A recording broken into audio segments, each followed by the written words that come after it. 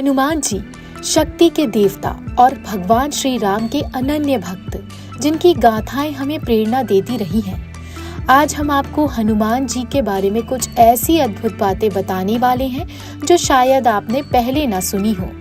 हनुमान जी, जिन्हें अजर, अजन्मे और अमर भी कहा जाता है, वे न केवल महाबली हैं बल्कि सभी देवताओं की शक्तियों के स्वामी भी माने जाते हैं। प्रख्यात राम कथावाचक पंडित जगत मोहन पांडे के अनुसार हनुमान जी हर युग में अपने भक्तों को दर्शन देते आए हैं और यही कारण है कि वे आज भी हमारे बीच मौजूद हैं।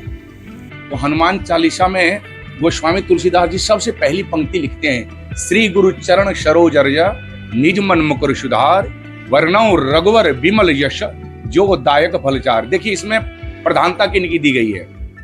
कह रहे कि मैं रघुवर के यश को लिखूंगा जो कि चतुर्विध पुरुषार्थ को देने वाला है, धर्म अर्थ काम मोक्ष, इसलिए मुझे आप दीजिए। तो हनुमान जी पूछते हैं आपको क्या चाहिए?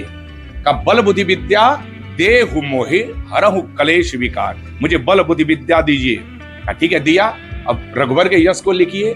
आप सुने होंगे या सबसे पहली पंक्ति है जय हनुमान ज्ञान गुण सागर, जबकि रघुवर के यश को नहीं। सबसे पहले तुलसी बाबा क्या लिखते हैं? जय हनुमान ज्ञान गुण सागर। इसमें भक्त की प्रधानता बताई गई है कि भगवान से पहले भक्त के राम दुआरे तुम रखवारे होत न आज्ञा बिन पैसारे। यहाँ तक कि हनुमान जी ने कहा कि आप सबसे पहले मेरा नाम क्यों ले रहे हैं?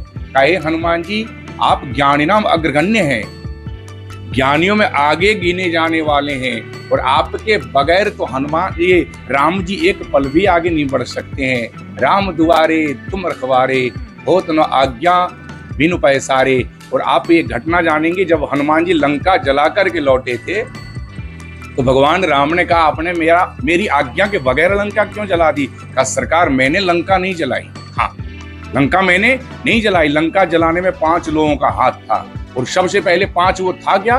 वो रावण का पाप। घर का मालिक यदि पापी हो तो घर भर का नाश कराता है, घर का गार्जियन यदि अच्छा नहीं हो तो पूरे घर का सर्वनाश हो जाता है। सबसे पहले रावण के पाप के कारण उसकी लंका जली। दूसरा, श्री राम जी है प्रभु आपके प्रताप, हमने कुछ नहीं किया। देखिए इसमें हनुमान जी की अहंता नहीं है। हनुमान चालीसा में दर्शाया गया मैं कुछ नहीं हूं, सब कुछ प्रभु श्री राम है। दूसरा, राम जी का प्रताप। तीसरा, माँ का संताप। स्त्री की हाय लगती है, यदि आप स्त्री को रुलाएंगे, उन्हें कष्ट देंगे तो आपको हाय लगेगी। तीसरा, सीता माँ का संताप। और चौथा, विभीषण जी का जाप। लंका में रहकर के जो राम जी के भजन कीर्तन में लीन रहते थे। और चौथा, ये 5वां कौन था? हनुमान जी। हनुमान जी कहते 5वां मेरा बाप।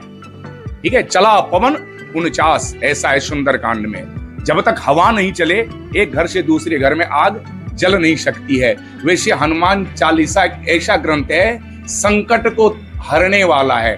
हनुमान जी के नाम के पहले क्या है? संकट मोचन। और किन्हीं देवताओं में ये विशेषण नहीं है, आप ध्यान दीजिएगा। एक हनुमान जी और दूसरा गणेश जी।